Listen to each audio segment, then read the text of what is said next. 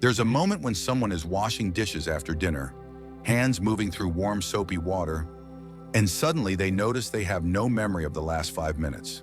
The plate they're holding could have been the first or the fifth. They honestly don't know.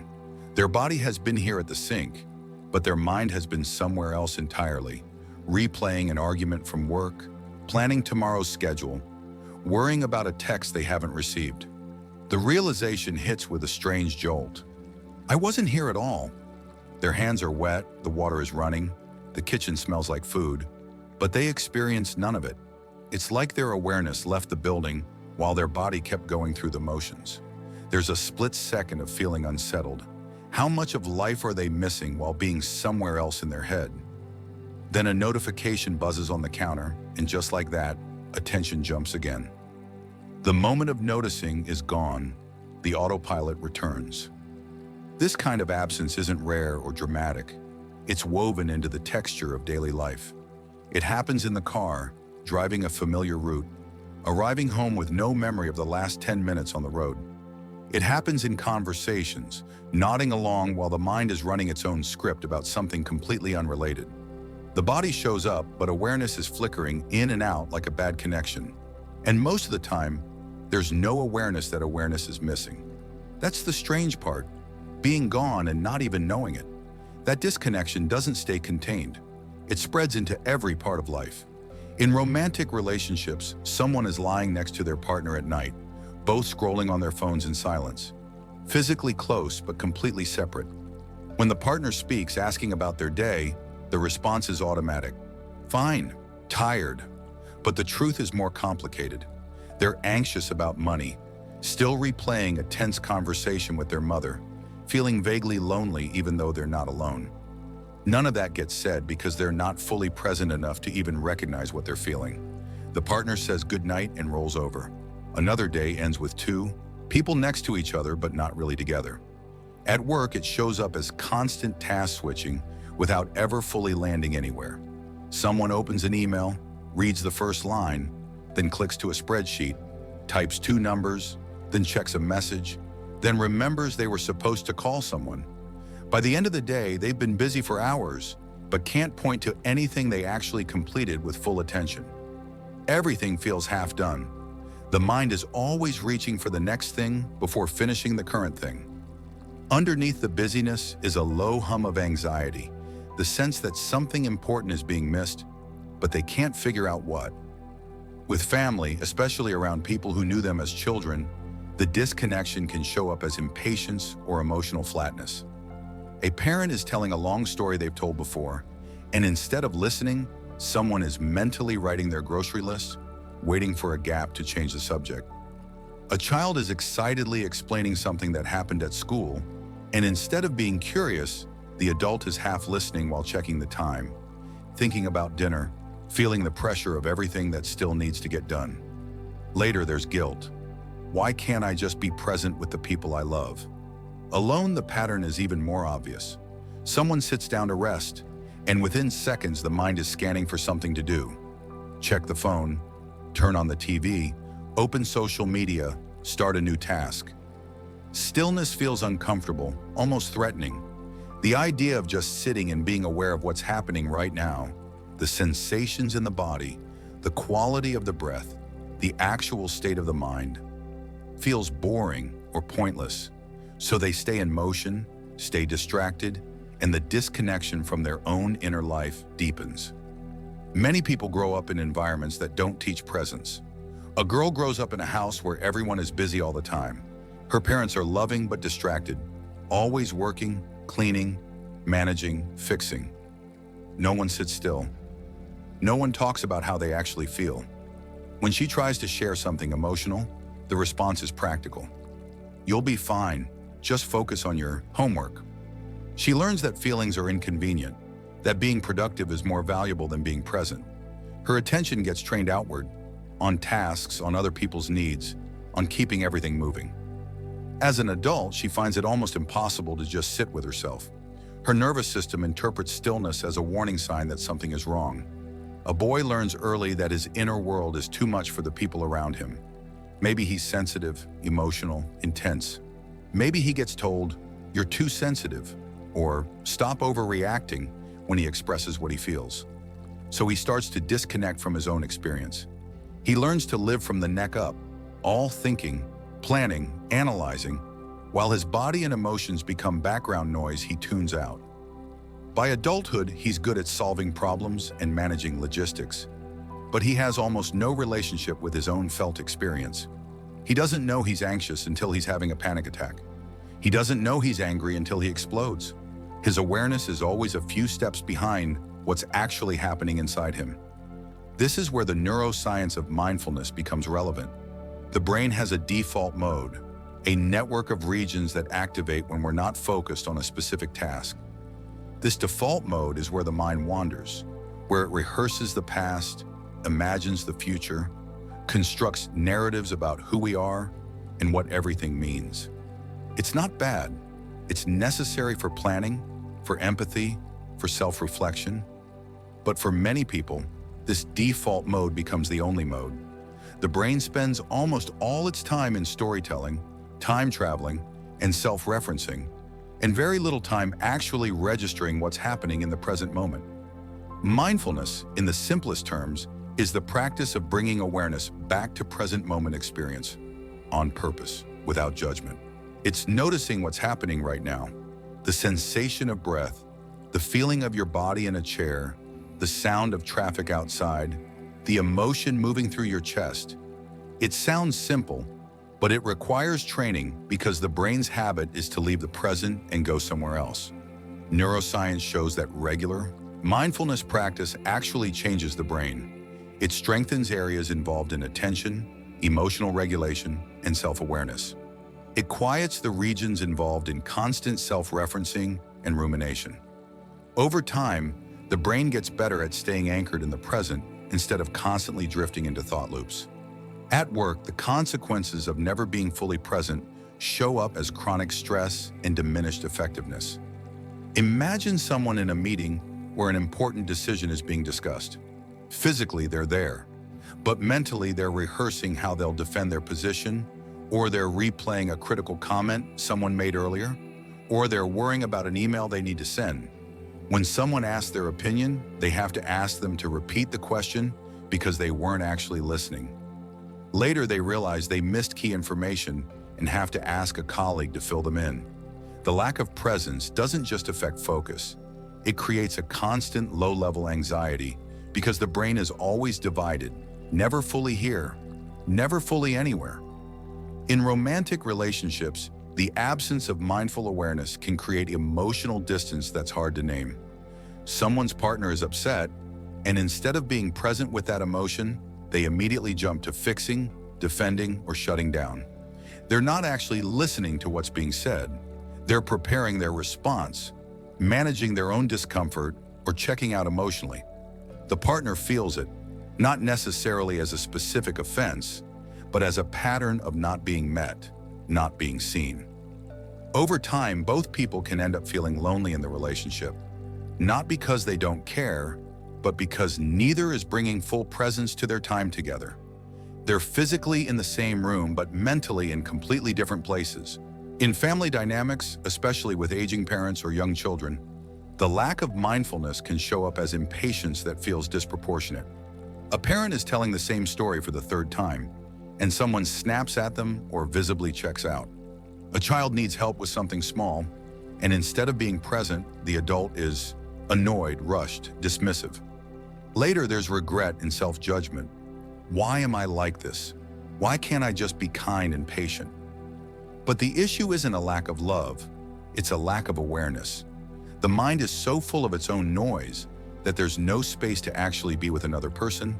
The inner dialogue that comes from not being present is often harsh and relentless. You're wasting time. You're behind. You should be doing something. Why are you so lazy? Everyone else has it together. This voice fills the gaps that presence would occupy. It runs constantly in the background, draining energy, creating a sense of inadequacy that has no clear cause.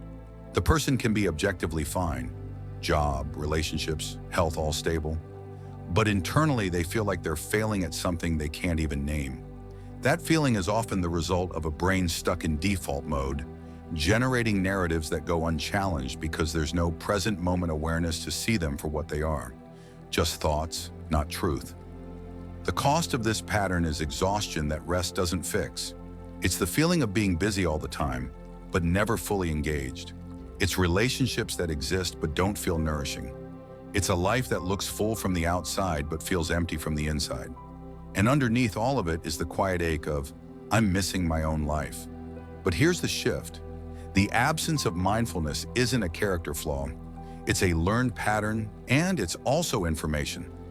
The fact that your mind constantly leaves the present moment shows how much your nervous system is trying to protect you from discomfort. Being present often means feeling things you've been avoiding: boredom, sadness, fear, restlessness. Your brain has learned that staying busy, staying distracted, staying in your head is safer than dropping into your body and your actual experience. When you notice you've been on autopilot for the last hour, that noticing itself is mindfulness waking up. When you realize you weren't listening to your partner, that moment of realization is awareness returning. Even the discomfort of recognizing how often you're absent is useful. It's showing you the gap between where you are and where you want to be. The struggle isn't a sign that you're broken, it's a sign that you're starting to pay attention. Mindfulness also reveals what you've been numbing. Someone sits down to practice for the first time and within 2 minutes feels overwhelming anxiety or sadness. They think, this isn't working, I feel worse. But what's actually happening is that the emotions were always there. They were just buried under constant distraction. Now that the distraction has paused, the feelings surface. That's not failure. That's the system finally feeling safe enough to let things come up. So rather than seeing mindfulness as a way to become perfectly calm or to escape discomfort, it can be understood as a way to develop the capacity to be with whatever is actually here. Not to change it, not to fix it, but to be present with it. Over time, that capacity changes everything. Not because life becomes problem-free, but because you stop abandoning yourself in the middle of your own experience. Here are concrete ways to bring mindfulness into daily life, not as a separate practice, but as a way of being with what's already happening. Notice when you're not here. This practice builds awareness of when your mind has left the present moment. The goal isn't to stop it from leaving, it's just to notice when it happens. Throughout your day, set a few random reminders, on your phone, on sticky notes, or just mental checkpoints at specific moments like washing your hands or opening a door. When the reminder comes, pause and ask, where was my mind just now? Were you present with what you were doing, or were you somewhere else? Planning, remembering, worrying. For example, someone is folding laundry and their alarm goes off. They stop and realize they've been mentally rehearsing a difficult conversation they need to have tomorrow. They weren't folding laundry, they were time traveling. They notice this. Take one breath while actually feeling the texture of the fabric in their hands and then continue. That's it. No self-criticism, just noticing and briefly returning. The difficulty is that your mind will judge this. I'm terrible at this. I'm never present. That judgment is just another thought. The practice is simply seeing where you were without making it mean something about who you are. Anchor to one sense. This practice trains your brain to drop out of thought and into direct sensory experience. It gives your awareness something concrete to land on. Pick one sense to focus on for 60 seconds. You can do this anywhere. If you choose hearing, close your eyes and just listen. Traffic, birds, the hum of a refrigerator, distant voices. Don't label or analyze, just hear. If you choose touch, feel your hands resting on your lap, the texture of your clothing, the temperature of the air on your skin. If you choose sight, pick one object and really see it. Its color, shape, shadows, details. Imagine someone is sitting in their car before going into work. They feel anxious, mind spinning. They decide to anchor to hearing. For 1 minute, they close their eyes and listen. A car door shutting, wind through trees, a bird, their own breath. When the minute ends, the anxiety hasn't disappeared, but their nervous system is slightly calmer. They've interrupted the thought loop and reminded their brain that the present moment is actually safe. The difficulty is that 60 seconds can feel impossibly long when your mind wants to run. That restlessness is information. It shows how unfamiliar your system is with just being without doing. 3-breath reset. This is a micro-mindfulness practice you can do multiple times a day. It teaches your brain that you can pause, even in the middle of intensity. Whenever you notice stress, reactivity, or disconnection, stop and take 3 intentional breaths. Not deep, not controlled, just conscious. Feel the inhale, feel the exhale. That's it. 3 breaths, then continue. Someone is about to send an angry email. Before they hit send, they pause. 3 breaths. Inhale, exhale. Inhale, exhale. Inhale, exhale. After the 3rd breath, they reread what they wrote. They still feel upset, but there's a bit more space. They delete one harsh sentence and soften another. That small shift came from 3 breaths of presence. The difficulty is remembering to do it. Your brain's habit is to react immediately. Over time, this practice trains a gap between stimulus and response, and that gap is where choice lives. Body scan for 2 minutes. This practice reconnects you with your body, which is always in the present moment, even when your mind isn't. Sit or lie down. Starting at your feet, bring your attention to each part of your body, moving slowly upward. Feet, ankles, calves, knees, thighs, hips, belly, chest, hands, arms, shoulders, neck, face, head. Just notice what you feel. Tension, warmth, numbness, tingling, nothing. No need to change anything. You're just checking in. Imagine someone does this before bed. As they scan their body, they realize their jaw is clenched, their shoulders are up by their ears, and their stomach is tight. They weren't aware of any of this. They breathe into those areas, not forcing them to relax, just acknowledging them.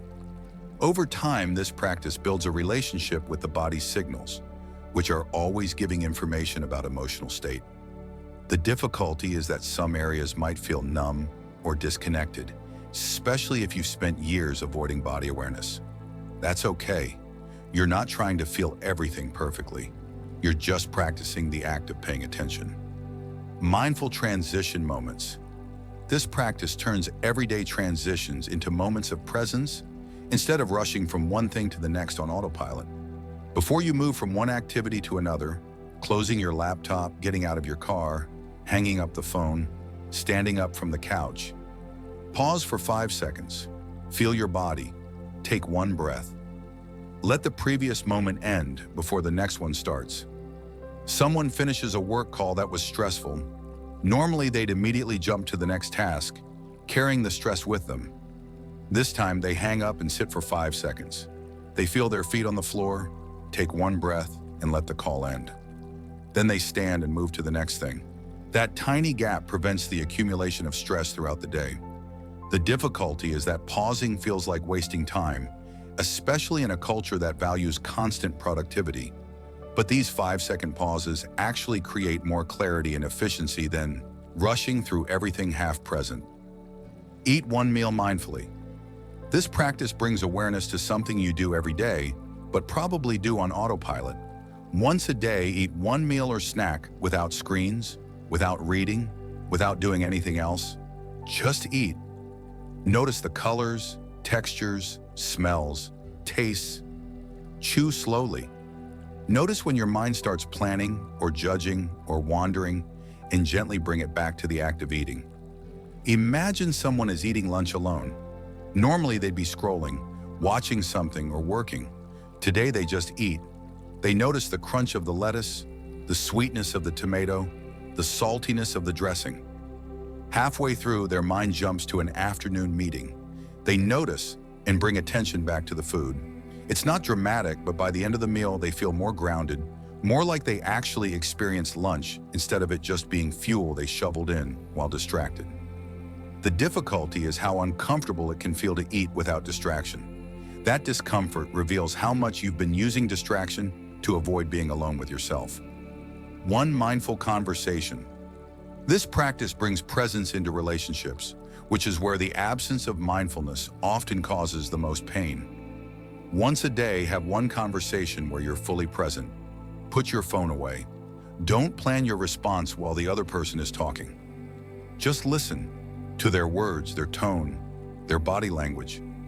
Notice when your mind starts to drift and bring it back. Someone's partner comes home and starts talking about their day. Normally, the listener would be half present, thinking about dinner or checking their phone. This time, they stop what they're doing, turn toward their partner, and really listen. They notice details they usually miss. Their partner seems more tired than usual.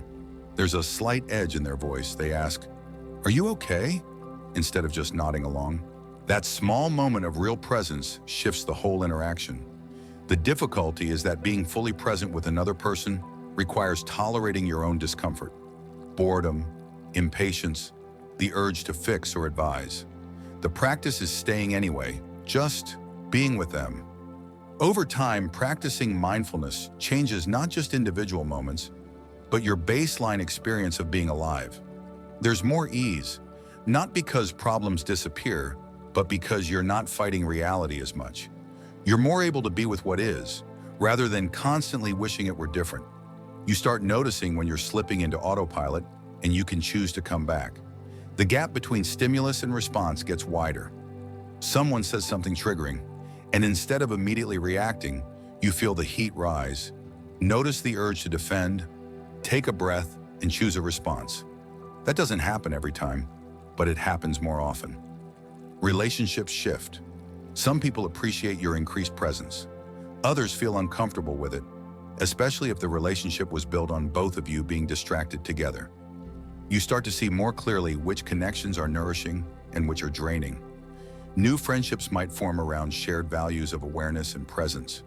You become less afraid of your own inner experience. Emotions that used to feel overwhelming become more manageable because you're not adding a layer of panic on top of them. Sadness is just sadness. Anxiety is just anxiety.